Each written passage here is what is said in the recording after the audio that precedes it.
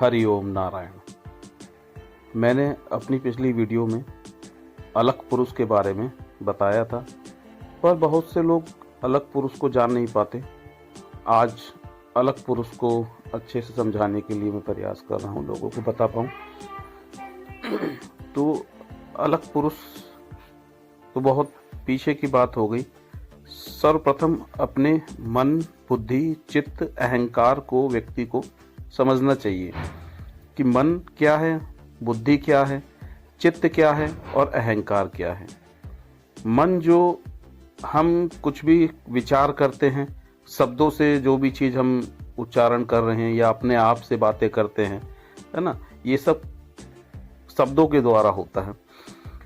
तो शब्दों में कबीर साहब ने भी कहा है, 52 अक्षर जीव आधारा, नी अक्षर जिह्वा ते नारा। वो निअक्षर सत्ता जो है वो जिह्वा से न्यारी है। जिह्वा से न्यारी का मतलब यही कि वो जो हम शब्द यूज करते हैं, का, खा, गा, घा आदि मात्राओं को जोड़ के मिला के, तो इससे हमारा मन जो है, जैसे कोई भी नाम लिया जाता है तो उसका विषय का ज्ञात हो जाता है कि वो विषय क्या है।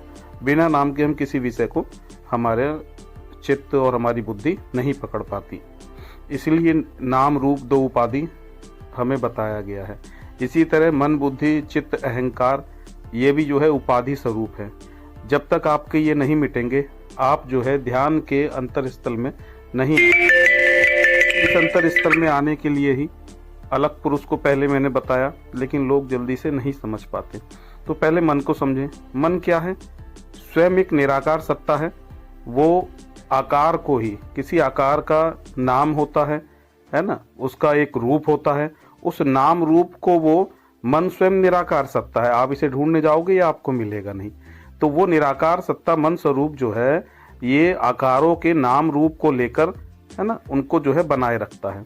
जब उनको बनाए रखता है तो इसको हम जो है मन कह देते हैं। मन क्या है? कुछ दृश्यों का, कुछ शब्दों का जो हमारे स्मृति पटल पर हमारी स्मृतियां बनती हैं, है ना, उनको जो है मन कहा गया है। वो स्मृतियों के द्वारा उन चीज़ों को याद भी रखता है। और ये इतना तीव्र हो जाता है कि जरा सा एक शब्द बोला नहीं कि आपको उसके दृश्य का एकदम पता लग जाता है कि क्या बोला। बहुत तीव्र हो गई है प्रतिक्रिया। उस प्रतिक्रिया से निकलने का हमको अभ्यास है ही नहीं। फिर बुद्धि उनको जो है तोलती है, क्या बोला गया, किस बारे में बोला गया। फिर उस पर बुद्धि निर्णय लेती है। फिर मन से कुछ ना कुछ विचार बोलती है कि हाँ जी ऐसा सही है ना। कुछ भी बात हो, वही निर्णय लेती है और मन उसका उत्तर देता है। उत्तर देने के लिए आपकी जो है इंद्रियां मौजूद है ही हैं। जिह्वा है ना, कंठ है, इनके द्वारा आप जो है उनका उच्चारण करते हैं और उसका उत्तर दे देते हैं। तो ये मन और बुद्धि, जब तक आप मन को नहीं जानोगे, बुद्धि को नहीं जानोगे, तो आप मन बुद्धि से परे जो है चित्त को नहीं जान पाओगे। क्योंकि स्वच्छ निर्मल चित्त में ही आपको अपना साक्षात्कार होने का प्रारब्ध प्राप्त होता है, एक तरह से, कि आप वहां तक पहुंच पाए, शुद्ध निर्मल स्फटिक की तरह आपका चित्त हो जाए। तो चित्त जो है निर्मल स्फटिक की तरह होगा कैसे? जब तक आप मन बुद्धि को नहीं समझोगे, उस समय से पहले आपका चित्त जो है निर्मल स्फटिक की तरह नहीं हो पाता, यानी कि निर्मल नहीं हो पाता। तो इन्हीं दृश्य और शब्द से पहले आपको हटना पड़ेगा। जब आप दृश्य और शब्द से आप हटते हैं, तब आप जो है इस अलग अवस्था में आने का प्रयास करते हैं और अंतर्मुखी होते हैं। तो मन, बुद्धि और फिर चित्त, जब चित्त साफ हो जाता है, यानी चित्त में कोई विकार नहीं रहते आपके। चित्त विकार यही होता है शब्द और दृश्य, नाम और रूप, है ना। नाम और रूप से जब तक आप अलग नहीं हटेंगे, तब तक आपका चित्त निर्मल नहीं होगा। मन, बुद्धि, फिर चित्त, फिर अहंकार। अहंकार का खेल थोड़ा बड़ा है। अहंकार इतनी जल्दी नहीं हट पाता, क्योंकि अहम जो है, एक तरह से उसको आप सोहम सत्ता माने कि वो मैं हूं। ये मैं रूपी अहंकार इतनी जल्दी नहीं हटता। इसी के लिए हम धीरे धीरे अभ्यास करके जब हम सोहम सत्ता से आते हैं, सोहम से भी जब हम आगे बढ़ते हैं, तब जाके ये अहम हट पाता है। पहले तो आप अपने मन, बुद्धि, चित्त, अहंकार, ये अहंकार तो लग रहा है, इन 3 सत्ताओं को, अपने चित्त को निर्मल कर लें। क्योंकि चित्त में जब तक वृत्तियां उठती रहेंगी, तब तक आपका ध्यान नहीं लग पाता।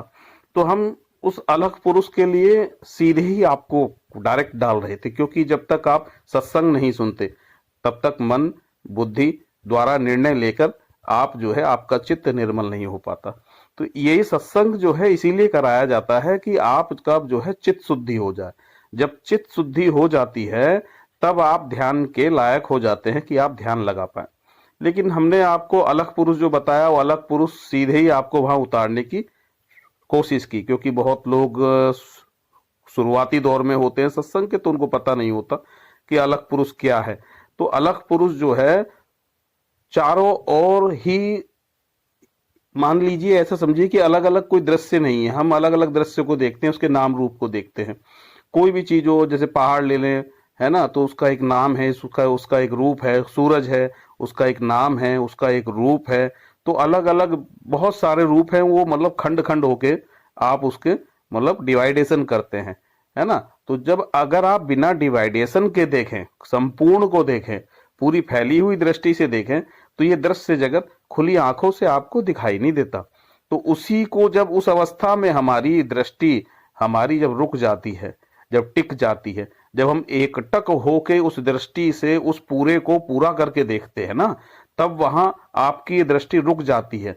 उसे स्तबद भी बोला गया कि जो है स्तबद हो जाती है। जब ये दृष्टि वहां स्तबद हो जाती है, तब आप उस अदृश्य सत्ता को, जिसमें वहां दृश्य नहीं मौजूद होता, तब वो अलग पुरुष का आपको आभास, यानी कि आपको वहां पे अनुभव होने लगता है। आभास शब्द थोड़ा सा हो जाता है कि ये आभास हो रहा है, आभास तो एक तरह से मिथ्या कह देते हैं, लेकिन शब्दों का थोड़ा फेर है। आभास नहीं, वहां पे आप ये मान के चलिए आपको अनुभव होता है, उस अलग पुरुष का अनुभव होता है। तब जीवन में जो आपके घटना घटित होती है, आपको पहली बार पता लगता है कि ये दृश्य जगत ही परमात्मा ही है, ये कोई अलग नहीं था। आपको संसार में, यानी कि पुरुष और प्रकृति में वहां भेद नहीं रहता। हरि